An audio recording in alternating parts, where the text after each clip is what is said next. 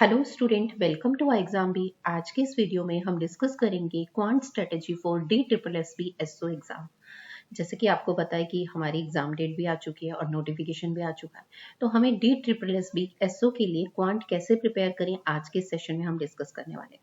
सबसे पहले हम DSSB हॉर्टिकल्चर टायर 1 का सिलेबस देखते हैं। तो देखिए हमारे पास यहाँ पर जो क्वांट सेक्शन है वो आपके पास फेज 1 में आता है, और फेज 1 में अगर हम बात करें तो सबसे फर्स्ट आपके पास सेक्शन है जनरल अवेयरनेस, जो 20 क्वेश्चंस 20 मार्क्स के होते हैं। Second is general intelligence and reasoning abilities, 20 question 20 marks के। And third is arithmetic and numerical ability, ये हम इससे हमारे पास 20 क्वेश्चंस 20 मार्क्स के।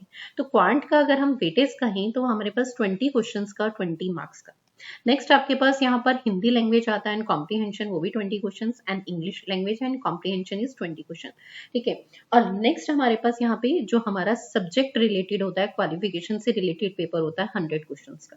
ठीक है, जो हम प्रोफेशनल नॉलेज भी कह सकते हैं, उसके रिलेटेड हमारा 100 क्वेश्चन का 100 मार्क्स का एग्जाम होता है। तो अगर हम ओवरऑल अपने एग्जाम में क्वांट सेक्शन के वेटेज की बात करें तो आपके पास 20 क्वेश्चंस 20 मार्क्स का वेटेज रहता है। अब हमारा DSSB SO में क्वांट का क्या सिलेबस है, तो देखिए हमारा जो क्वांट का सिलेबस है, अगर हम प्रीवियस ईयर्स में देखें तो वहां पर एडवांस मैथ्स हमारे एग्जाम में पूछी हुई है। पर अभी हमारे जो एग्जाम पैटर्न की अगर हम बात करें या एग्जाम के सिलेबस की बात करें तो उसमें सिर्फ एडवांस मैथ्स से अगर हम बात करें तो नंबर सिस्टम एंड मेंसुरेशन, ठीक है, नंबर सिस्टम एंड मेंसुरेशन, ये दो पार्ट हैं जो इस बार एग्जाम में आने वाले। ठीक है, बाकी रेस्ट ऑफ दी हमारा अर्थमेटिक की से ही क्वेश्चन पूछे जाएंगे। सिलेबस के पार्ट में अगर हम बात करें तो अर्थमेटिक के ही टॉपिक है। जैसे first is a number series. Number series एक ऐसा टॉपिक है जो क्वांट एंड रीजनिंग बोथ किसी में सेक्शन में भी आपके पास आ सकता है DSSB। ये जरूरी नहीं है कि ये सेक्शन आपका क्वांट में ही आए, क्या पता रीजनिंग में इसके क्वेश्चन आपसे पूछ लिए जाए।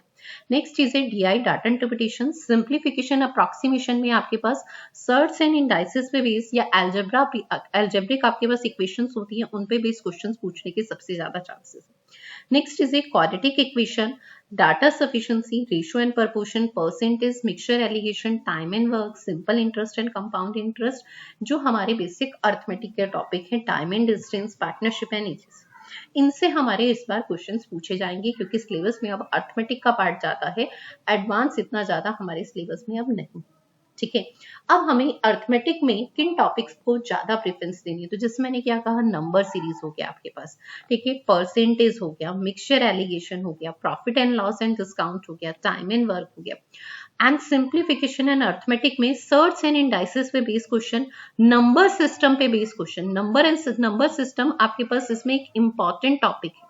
ठीक है, जिससे सबसे ज्यादा क्वेश्चन पूछे जाएंगे, जो सिंप्लीफिकेशन और अप्रॉक्सीमेशन से रिलेटेड भी पूछे जा सकते हैं, जैसे मैंने कहा एल्जेब्रिक फॉर्म में जो आपके पास आता है सर्ट्स एंड इंडाइसेस की फॉर्म में, और एल्जेब्रिक नंबर सिस्टम में आपके पास रिमाइंडर थ्योरम के रिस्पेक्ट में भी क्वेश्चंस पूछे जा सकते हैं। तो हमें नंबर सिस्टम को कंप्लीट कवर करना है इस एग्जाम के लिए। तो ये हमारा एक मोस्ट इंपॉर्टेंट टॉपिक है। मेंसुरेशन से भी आपके एग्जाम में क्वेश्चंस आ सकते हैं, एंड परसेंटेज, रेशियो, आपके पास time and distance, time and work, ये हमारे एक इंपॉर्टेंट टॉपिक एग्जाम में से क्वेश्चंस पूछे जा सकते हैं।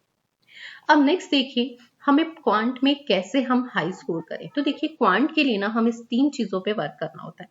ठीक है, हमारी एक्यूरेसी बहुत अच्छी होनी चाहिए। ठीक है, सेकंड हमारी स्पीड बहुत अच्छी होनी चाहिए, और हमारी कैलकुलेशन स्पीड बहुत अच्छी होनी चाहिए। तो देखिए एक्यूरेसी अगर हमें बहुत अच्छी चाहिए तो उसके लिए हमें वर्क किस पे करना है, कॉन्सेप्ट। ठीक है, अगर हमें एक्यूरेसी पे वर्क करना है तो एक्यूरेसी के लिए हमें वर्क किस पे करना है, कॉन्सेप्ट। अगर हम कॉन्सेप्ट पे वर्क करेंगे तो एक्यूरेसी अपने आप बहुत इंप्रूव होगी। ठीक है, अपने आप में एक्यूरेसी क्या होगी, आपकी 100% होगी। Next is A speed. Speed के लिए हमें किस पे वर्क करना है, तो हमें प्रैक्टिस करनी है। ठीक है, ज्यादा से ज्यादा हमें मॉक टेस्ट प्रैक्टिस करनी है, और लास्ट टाइम में देखिए मॉक टेस्ट सबसे ज्यादा इंपॉर्टेंट रोल प्ले करता है हमारे एग्जाम को क्लियर करने में। And third is a calculation. Calculation depend करती है हमारी शॉर्ट ट्रिक्स पे, हम कितनी कैलकुलेशन में शॉर्ट ट्रिक्स यूज कर रहे हैं, और राइट वे में और राइट टाइम पे हम शॉर्ट ट्रिक्स का यूज कर रहे हैं, ये बहुत इंपॉर्टेंट है। तो हमें यहाँ पर 3 चीजों का ध्यान रखना है। हमारे कॉन्सेप्ट बहुत क्लियर होनी चाहिए, हमें बहुत अच्छे से प्रैक्टिस करनी है, और थर्ड हमें शॉर्ट ट्रिक्स का ज्यादा से ज्यादा यूज करना है, तो हम क्वांट में अपने आप अच्छे से स्कोर कर सकते हैं। अब हमें किस तरीके से पढ़ना चाहिए, तो देखिए हमें अभी ना लास्ट 2-3 इयर्स के जो सबसे पहले हमें pre-YP and previous year question paper है ना, उन्हें अच्छे से सॉल्व करना चाहिए। उससे हमें क्या होगा, हमें एक आइडिया होगा हमारे एग्जाम पैटर्न का। ठीक है, हमें ये पता चलेगा किस लेवल के क्वेश्चन आते हैं। रीजन, क्योंकि कभी कभी क्या होता है, हम बहुत हाई लेवल के क्वेश्चंस प्रैक्टिस कर लेते हैं, पर वो एग्जाम के लिए हमारे क्या होते हैं, एग्जाम ओरिएंटेड ही नहीं होते। ठीक है, एग्जाम के लिए वो रिलेवेंट ही नहीं होते, हमें ये चीज समझनी है। तो हमें उसी लेवल के क्वेश्चंस की प्रैक्टिस करनी है, उसी टाइप के क्वेश्चंस की प्रैक्टिस करनी है जो एग्जाम के लिए रिलेवेंट है। ठीक है, you have to complete course at least 2 to 3 times. अब जो हमारे पास टाइम है, हम उसमें 2 to 3 टाइम्स तो सिलेबस को नहीं कर सकते। तो हमें क्या करना है, हमारा जो सिलेबस है उसे एक सिंगल टाइम कंप्लीट करना है। ठीक है, और उसमें किस टॉपिक को कितनी प्रेफरेंस देनी है, ये हमें कौन बताएगा, हमारे previous year question paper. Content should be relevant, जैसा मैंने आपको कहा कि कंटेंट हमें वही उसी लेवल के क्वेश्चंस करने हैं जो हमारे एग्जाम से रिलेटेड के लिए रिलेवेंट है। ठीक है, और beginner you should understand the concept really well. जब आप सिलेबस को कर रहे हैं तो आपको मेन फोकस करना है आपके कॉन्सेप्ट पे, आपके कॉन्सेप्ट क्लियर होने चाहिए। ठीक है, नेक्स्ट, जब आप सेकेंड टाइम सिलेबस को या किसी भी टॉपिक की प्रैक्टिस करते हैं तो आपको टाइमर का यूज करना है। रीजन, क्योंकि स्पीड हमारे एग्जाम को क्लियर करने में एक बहुत इंपॉर्टेंट रोल प्ले करती है। तो देखिए, अगर हम बात करें हमारी स्पीड नहीं है, हमें आता है, तो उसका कोई भी बेनिफिट नहीं है, क्योंकि हमें विद इन टाइम भी करना है क्वेश्चंस को। ठीक है, तो स्पीड इंप्रूव करने के लिए हमें प्रैक्टिस करते वक्त अपना टाइमर का यूज करना। ठीक है, and art of the skipping the questions. अगर हमें लगता है कि कोई क्वेश्चंस बहुत कैलकुलेटिव है 20 में से, ठीक है, तो हमें उन क्वेश्चंस को स्किप करना है। पहले हमें इजी और मॉडरेट क्वेश्चंस को सॉल्व करना है। किसी भी क्वेश्चन में अगर हमें लगता है कि हमारा थोड़ा सा टाइम वेस्ट हो रहा है और हम फंस रहे हैं, तो उस क्वेश्चन को हमें स्किप करना होता है, उसे अटेम्प्ट नहीं करना।